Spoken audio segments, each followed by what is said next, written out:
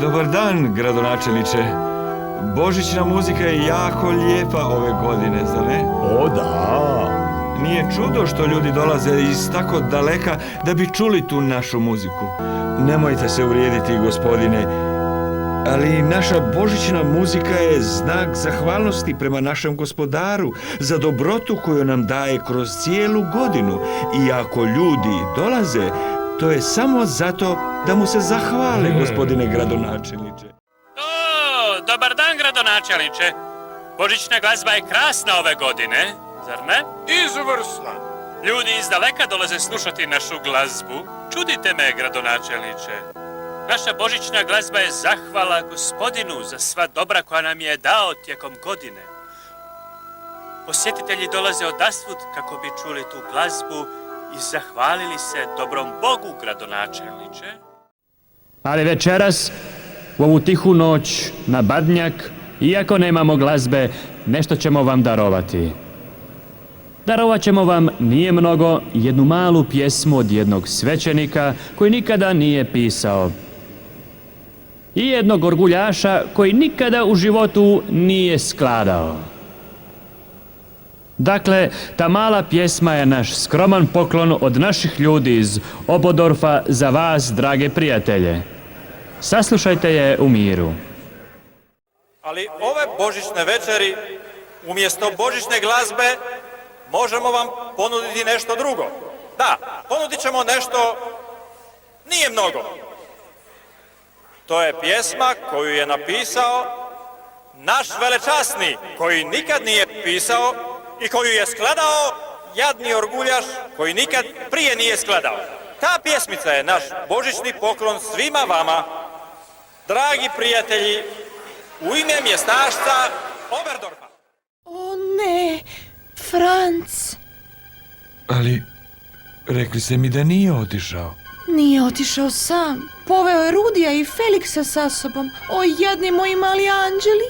Franc, zemlja gdje su se rodili Haydn, Mozart, Beethoven, Schubert. Bog može i tebi pružiti šansu. O ne, Franc.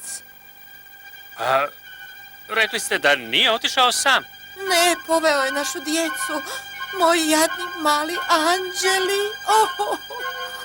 Franc, sjeti se koliko lijepih pjesama ima od Mozarta, Schuberta, Beethovena. Dobri Bog će sigurno dati još jednu. Ako dolaze, to je i zato da kupe našu prekrasnu robu. Ali muzika, gospodine...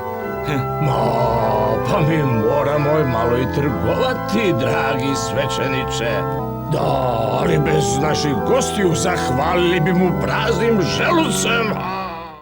Ako i dolazi iz daleka, to je zato da kupuju kod nas.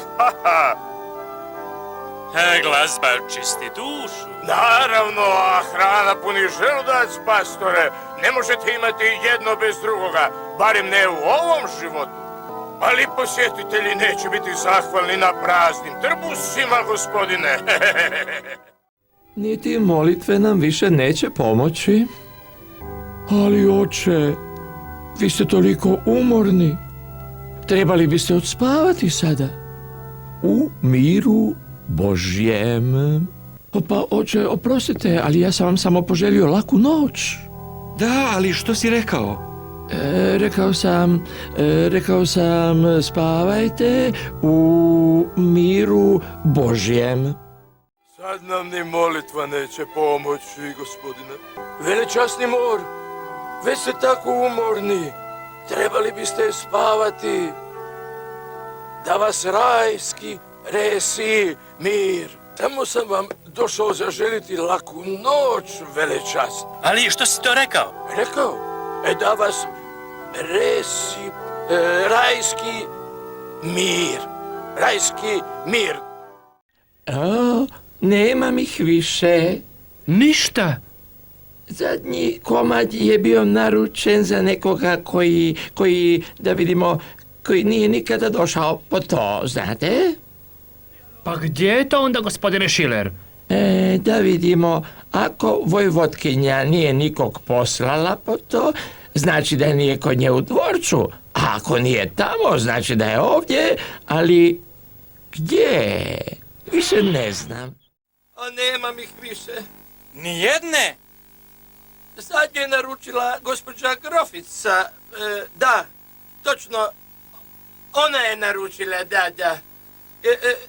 Znate li gdje je mogu naći? Pa mogla bi biti u svom dvorcu, ali nije tamo, što znači da je ovdje.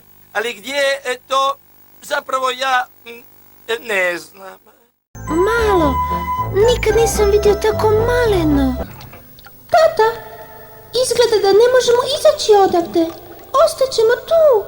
Da, ali što je s konjima? Zar nešto nije u redu? Tata, hoćemo li se moći vratiti večeras? O ne, tata, ima miševa u cijevima. Mi bi htjeli da nešto odneseš tamo. Tata, sad sam se sjetio, u kočiji su skije. Ako smo blizu vatre, onda možemo dočekati i jutro. Tata, obećao si mi da danas mogu ja pozvoniti. O ne, tata, miševi su u cijevima. Ne, ali mogao bi nešto ponijeti u Salzburg, nas. Vidimo selo, tata. A kako vam se čini odavde? Jako je malo, tata, jako malo. Mislim da nešto nije u redu. I ja isto. Tata, hoćemo li ikad naći kuću? Naravno da hoćemo. Hoćemo li moći ostati ovdje na snijegu do sutra ujutro, ha?